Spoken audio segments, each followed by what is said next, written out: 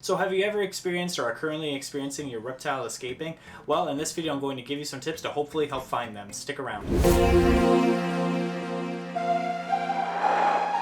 My name is Nick Pulaski. Growing up, I have always had a passion for wildlife, and with that passion, along with my passion of filmmaking, I get taken on some amazing adventures creating wildlife content, getting up close with a variety of incredible animals. So come follow along as I pursue my goals of educating, inspiring, exploring, and conserving wildlife, all while having fun, seeing the beauty in our natural world. Hey, what is going on, everybody? Thank you so much for joining me here today. I am currently with my baby redfoot tortoise right here. They are doing wonderful, all the tortoises are.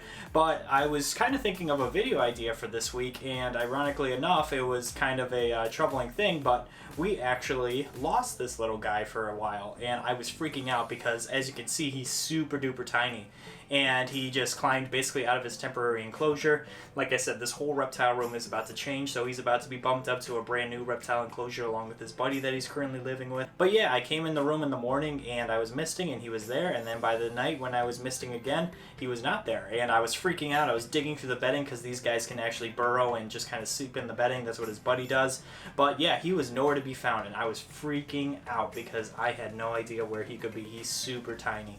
So he was probably out for a good, I'd say, 18 hours, and that's a lot of time for these little guys to be out because they can be little mobile vehicles, that's for sure. So he was out, he escaped, and luckily, as you can see, we found him again. But it was just a super stressful time for those hours not having him and not knowing where he was, because obviously I want to make sure that he's okay and I want to make sure that he gets back home safe. So it was just a super scary thing that happened, and we thankfully got him back in no time at all, and I'm just thankful that he's okay, as well as we're taking more precautions to make sure that he doesn't escape again.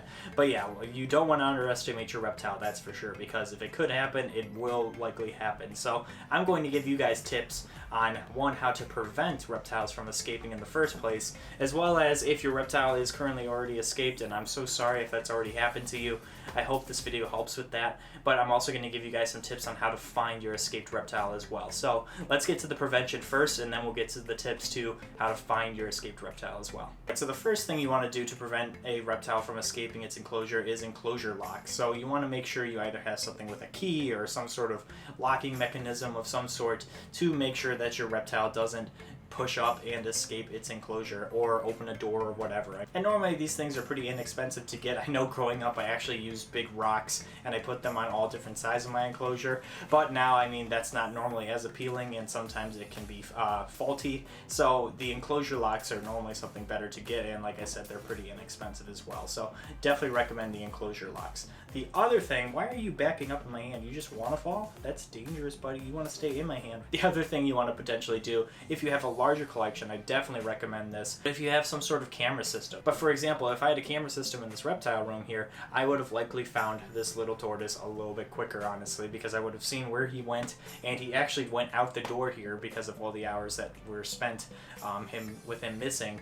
But if I would have had a camera system, I probably would have seen him get out the door a little bit quicker, and I wouldn't have been looking in here as much as I would have been looking outside over there. Luckily he didn't get far, but yeah, that would be something to definitely invest in if you have a larger scale collection. So another thing that you could also do is blocking off any gaps. So if you have any sort of small crevices, like on the ground of your racks or your enclosures or your something on your setup, that's always a good idea. Same with like doorways or any sort of like shelving units or anything like that. You basically don't want them to get underneath anything the best you can.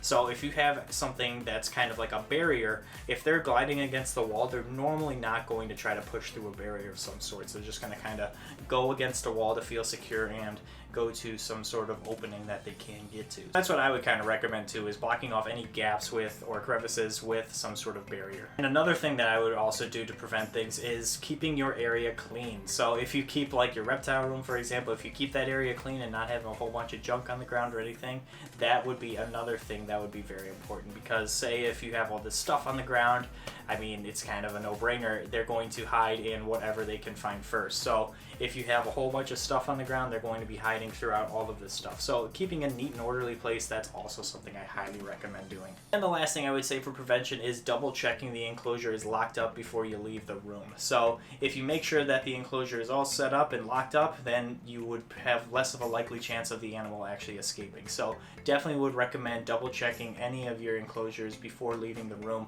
just to make sure that these guys are not escape artists whatsoever. Alright, so now I want to go over tips if you are currently missing your reptile on what to do and how to find them potentially. And the thing that I started with doing was checking the closest proximity to the enclosure itself. So normally in shorter hour periods, these guys normally will stay in the nearest range of their enclosure. So if they were, let's say, out of their enclosure for a few hours, then they are most likely in some sort of crevice or some sort of area where their enclosure is nearby. So checking the inner circle there and then just kind of branching out, that's what I would do, definitely, for sure. Because these guys, though they are mobile, if it's for a few hours or so, I mean, they're definitely nearby. So definitely check that out. Definitely check all the areas. And don't feel discouraged, because as long as you are checking diligently, I'm sure you will find your pet reptile. And I'm hoping that you all do. Alright, so for example, if it's a tortoise like this little one here, I would definitely check the borders of walls in a room, because normally they're hiding right by the bordering of walls. They'll kind of follow the border of a wall, as well as checking underneath furniture or some sort of shelf or something like that, because normally they like to hide in dark little secluded areas. So definitely checking out those areas first. That's what I would recommend doing, and that's where I found this guy, ironically enough. Unlike a lizard or a snake, you normally will not find a tortoise hanging up high somewhere, so they don't normally climb up high. So I would say checking all the borders of the floor first is a great move for any sort of reptile, and then kind of working your way up and always checking and double checking areas. That's always a priority. And like I kind of just went over, checking dark, tight spots, that's a very common place that reptiles will go, just like their hide. They like to be in those when be secluded in dark, tight areas.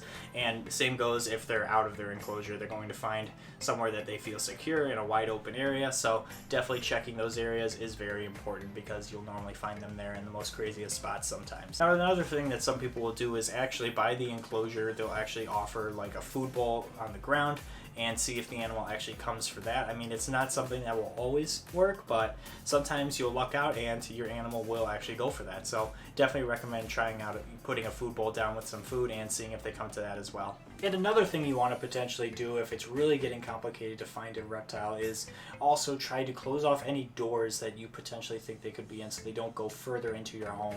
That's another crucial thing. And then blocking the bottom part of the doors as well too, to make sure that they can't go underneath the door too, if they're like a snake or something that can easily get underneath the door.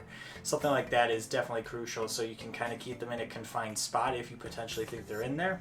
Or if you keep looking in that specific area and you can't find them in that area, then you know at least that they're not potentially in that area as well. And since we're on the topic of doorways, another trick that works pretty well that I've seen a lot of success with is if you dust a little bit of calcium across a doorway, or flour per se.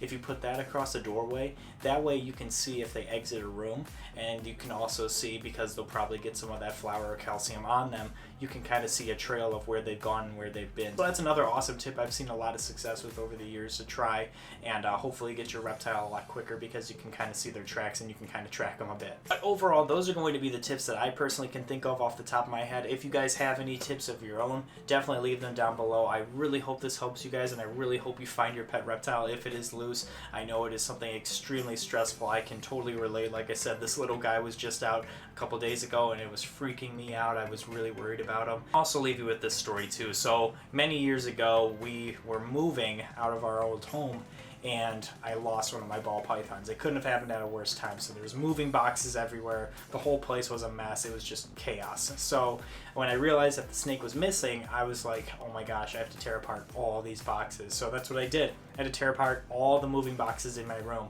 And because right where the snake rack was, that's where the moving boxes were. So I figured the best spot you could be is probably in one of those moving boxes. But come to find out, after unpacking all the boxes that I just packed, it took many hours to do all that. It was just a nightmare. Turns out he was actually on top of my dresser inside a binder. Can you believe that? He was inside a binder. It was just one of those crazy things that I couldn't believe, and I was so happy and so relieved when I found him. But man, I mean, unpacking after packing up a whole bunch of stuff, I mean, it was just chaos. So that's my story for you guys of success. success for a snake as well as my baby tortoise here. So I hope you guys can find success too on finding your missing reptiles. I really hope you guys can find them. Thank you guys so much for watching today's video. Like I said, if you have any suggestions or tips down below that also would help with finding a missing reptile, definitely leave those down below too. We're all trying to help each other out here at the end of the day. And if you guys could do me a couple favors, if you could like this video, subscribe to the channel, I would greatly appreciate it, as well as hit that notification bell so you know when I upload. Definitely check me out on my social medias as well too, because I'm showing a lot of these cute little guys on there as well. So I really like showing these guys off, and they're just so personable, so I enjoy showing these guys off on my social media. So go check them out there. Thank you guys again for watching, and until next time, we will see you guys soon. Take care.